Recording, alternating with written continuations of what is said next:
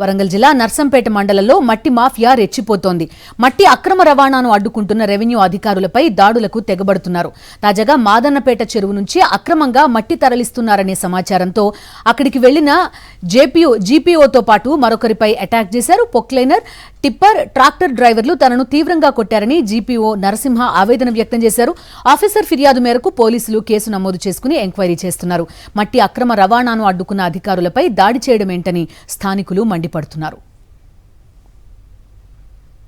6 గంటలకు మాదన్నపేట చెరువులో మట్టి అక్రమంగా జేసీబీలతోటి టిప్పర్లు ట్రాక్టర్లతో తరలిస్తుండగా మా ఎంఆర్ఓ గారి దృష్టికి వెళ్ళగా శ్రీయుత తహసీల్దార్ నర్సంపేట గారి ఆదేశాల మేరకు నేను ఆ జేసీబీ దగ్గరికి వెళ్ళి వాటిని ఆపడం జరిగింది.